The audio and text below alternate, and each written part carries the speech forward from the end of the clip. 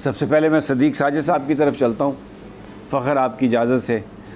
सदीक साजिद साहब, बहुत शुक्रिया, बड़े अरसे के बाद आपने हमें ज्वाइन किया है प्रोग्राम में। ये बयान फरमाइए कि ये 8 अगस्त तारीख़ आई, कहा गया कि ये इलेक्शंस, और ये मुस्लिम लीग नून के ज़राए ने रिपोर्टर्स को ये ख़बर दी। फिर बाद में मरियम औरंगज़ेब साहबा ने आकर कहा कि नहीं नहीं ऐसा कुछ नहीं हुआ। ये कहीं से कोई रिएक्शन आया है या ये सिर्फ जरदारी साहब और शहबाज शरीफ साहब के बीच गुफ्तगू में तय हुआ है और नवाज़ शरीफ साहब ऑन बोर्ड इसमें नहीं लगते? क्या आपके पास इंफॉर्मेशन है? What is your assessment?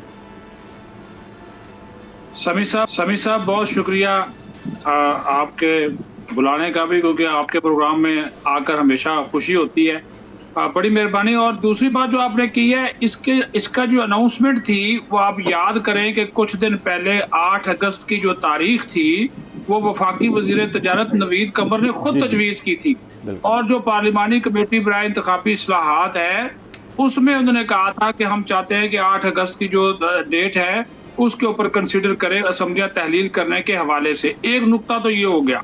दूसरी बात, जो पिछले दिनों वज़ीर आज़म ने लाहौर में खिताबात किए मुख्तलिफ तकारीब में, उन्होंने एक मौके पर यह बात कही, खास तौर पर सियालकोट में, कि हम इस असम्बली की मुद्दत खत्म होने से पहले चले जाएंगे। ये उनके अल्फाज थे। और जब उन्होंने ये कहा कि जब हम चले जाएंगे तो उसके बाद फिर ये इस चीज के ऊपर गौर खौज होना शुरू हो गया था कि असम्बली जो है वो अपनी मुद्दत से पहले, यानी 13 अगस्त से पहले ये तहलील करने का फैसला जो है वो कर चुके हैं।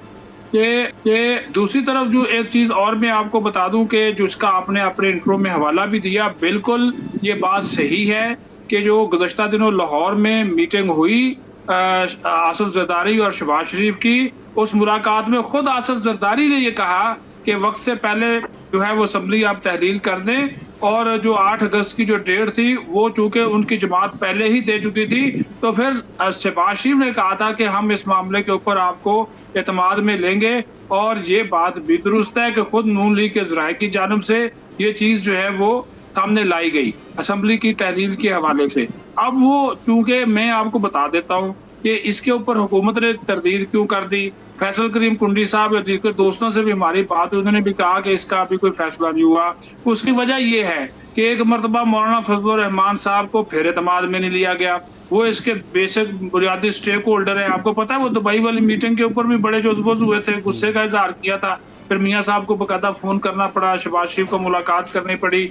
अब एक मरतबा फिर जो है उनको इस डेट के ऊपर एतमाद में नहीं लिया गया, जिसकी वजह से मौलाना का जो बाज़ाब्ता रद्द मतलब वो भी आ जाएगा। लेकिन जो JUI फे के ज़राए हैं उनका ये कहना है कि ये डिस्कस हुआ था हमारे साथ कि असम्बली वक्त से पहले जो है वो तहलील की जा सकती है, लेकिन ये जो 8 अगस्त की एक डेट दी गई है इसके ऊपर हमें एतमाद में नहीं लिया गया। और उनके जो बुनियादी कंसर्न है वो उसी वजह से है। और ये नजर भी आ रहा है कि इन्होंने बेशक अब ये 8 को ना करे 9 को कर दे, इन्होंने 13 अगस्त से पहले असम्बली हर हाल में तहलील जो है वो करनी है, क्योंकि वो सदर ममलकत जो है वो तहरीक इंसाफ के हैं। फिर वो ये वजह भी बयान करते हैं जी 48 घंटे के अंदर अगर सदर ने साइन ना किए तो आज खुद वो तहलील हो जाएगी, तो लिहाजा हमें 2-4 दिन पहले ही समरी भेज देनी चाहिए ताकि वो अगर साइन नहीं भी होते तो वो तहलील जो है वो हो जाए। हालांकि तहलील तो उस सूरत में भी हो जाएगी कि अगर ये 13 तक अगर वो नहीं भी करते, अगर 11 को भेजते या 12 को भेजते तो सब तहलील तो तब 12 अगस्त की रात 12 बजे तो उसकी नेचुरल लाइफ पूरी हो जाएगी। तो इसका मतलब है 8 फिर इसलिए रखी गई है कि 48 घंटे में वो 10 तक हो जाए, क्योंकि अगर पहले नहीं हुई तो फिर 60 दिनों में इलेक्शन करवाने पड़ेंगे। तो ये मैक्सिमम टाइम जो है ना वो गेन करना चाहते हैं। जी बिल्कुल समी साहब। और ये 90 दिन का इसी वजह से ये है कि 90 दिन इनको मिल जाएंगे। कुछ इनके प्रोजेक्ट्स हैं वो मुकम्मल हो जाएंगे, कुछ मंसूबों का इन्होंने इफ्तिताह करना है, और फिर साथ ही साथ फिर इंतखाबी मुहिम के लिए ज़्यादा वक्त मिल जाएगा। क्योंकि अभी तो ये इसी सूरत हाल का शिकार है ना जी कि जनाब इंतखाबी वो मियाँ साहब आएंगे या नहीं आएंगे, उनकी भी वापसी का कोई फैसला नहीं हुआ। इंतखाबी मुहिम कौन चलाएगा नून लीग की जानिब से, उसका भी डिसीजन नहीं हुआ।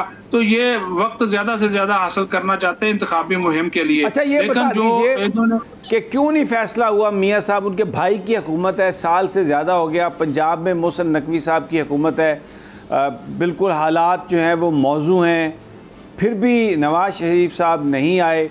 दुबई आए, दुबई से सऊदी अरब चले गए, सऊदी अरब से वापसी उनकी लंदन जाने का प्लान है। तो इसका मतलब है ट्रैवल कर सकते हैं, सेहत बिल्कुल ठीक है।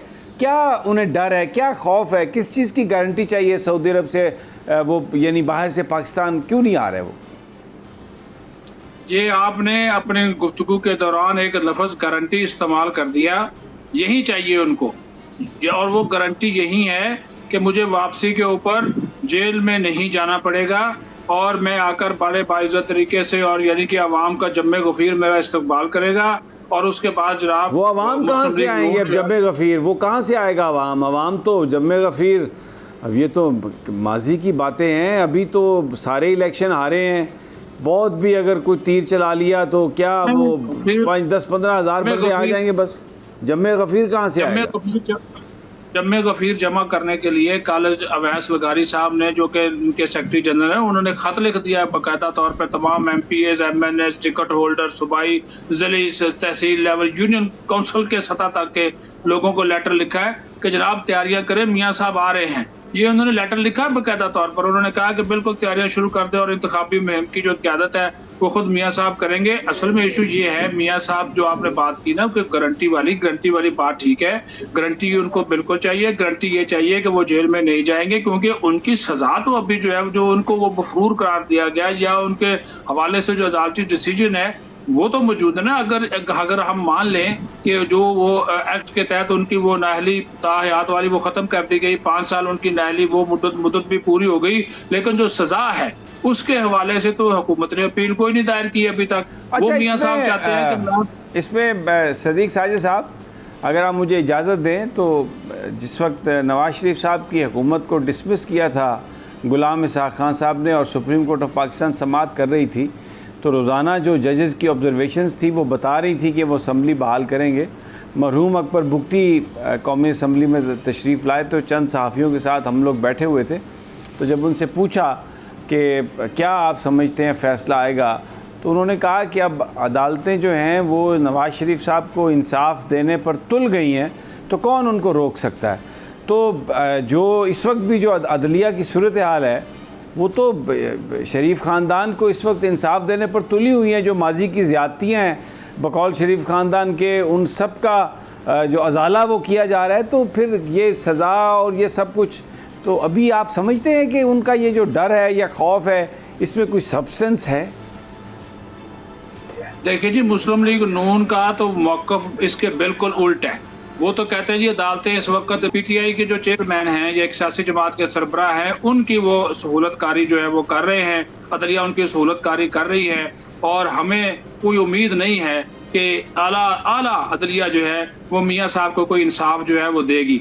एक तो इस इंतज़ार में भी हैं सितंबर, किसी के लिए सितमगार होगा, किसी के लिए मददगार होगा, वो तो आप देखते हैं। एक तो सितंबर की भी इंतज़ार है कि वो चले जाएं और वो आ जाएं, तो उसके बाद कोई उम्मीद बांधी जा सके, इस चीज़ का भी इंतज़ार है। लेकिन मौजूदा सूरत हाल में जो आप बात कर रहे हैं कि ये अदलिया के हवाले से जो फैसले आ रहे हैं, वो तो हुकूमत तो कह रही है, वो नून लीग जो कह रही है वो तो ये बात कह रही है, वो तो कह रहे नहीं जी, एक सियासी जमात का जो सरबराह है वो सुबह आता है, इंसाफ लेता है और चला जाता है, लेकिन हमारे जो केसेस हैं हमारी बात सुनी नहीं जाती, हमारा जो मौक़िफ़ है सुना नहीं जाता। तो ये उनका तो इसके ऊपर अदम एतमाद है। अगर इनको एक थोड़ा सा भी यकीन होता कि हमें इंसाफ मिल जाएगा या फिर मियाँ साहब के तमाम केसेस यकमुश्त माफ़ हो जाएंगे, तो फिर वो एक सेकंड ना लगाते, वो इस वक्त पाकिस्तान में मौजूद होते। बात फिर वहीं पर ख़त्म करूँगा, जो आपने लफ्ज़ गारंटी इस्तेमाल किया, वो गारंटी इंटरनल भी है, वो इस एक्सटर्नल भी चाहिए। ये भी बड़ी इम्पोर्टेंट बात है कि, और फिर ये जो UAE, सऊदी अरब, लंदन, ये आनियाँ जानियाँ, ये ऐसे नहीं है, इसके पीछे भी बड़ी जो है वो कहानियाँ हैं, और ये आने वाले दिनों में तो ये गुत्थियाँ जो है वो सुलझती हुई आप मुल्क मुस्तहकम मईशत की तरफ गामजन, स्टॉक एक्सचेंज भी मुस्बत रुख दिखाने लगा। मईशत की सूरत हाल बेहतरी की तरफ जा रही है। हम IMF के कर्जा मिलने के बाद इस सूरत हाल को बेहतर मजीद कैसे कर सकते हैं? कर्ज बहाली के रोशन इम्कान, बोल ने निभाई अपनी सहाफती जिम्मेदारियाँ, महंगाई से परेशान आवाम के लिए उठाई आवाज। रिपोर्टर और इक़्तिसादी माहिरीन के सबसे बड़े पैनल के साथ बोल की मिशन मईशत की सबसे बड़ी ट्रांसमिशन 63% आवाम ने देखी अपनी स्क्रीन पर। अगर 21वीं सदी की हम इंडस्ट्री की कोई बात करें तो उसमें फिर इंफॉर्मेशन टेक्नोलॉजी जो है वो टॉप पर आती है। अपनी रवायात को बरकरार रखते हुए बोल अवामी मसाइल को उजागर करने में सबसे आगे। देखिए बोल की अगली ट्रांसमिशन में मोबाइल लोन ऐप का बड़ा स्कैम कैसे हुआ बेनकाब। साइबर क्राइम सर्कल रावलपिंडी की मुख्तलिफ इलाकों में कार्रवाइयां, ब्लैकमेलिंग में मुलविस ऑनलाइन लोन ऐप्स के 9 मुल्जिमान गिरफ्तार कर लिए गए हैं। अगर इस स्कैंडल से मुताल्लिक आपके पास हैं हकाइक तो बनिए बोल इन्वेस्टिगेशन का हिस्सा। आपकी शनाख्त और तमाम तर मालूमात खुफिया रखी जाएंगी, तो बस हमें ईमेल करें या व्हाट्सएप करें 0337 0310 377। सब्सक्राइब करें और बेल दबाएं ताकि कोई खबर रह न जाए।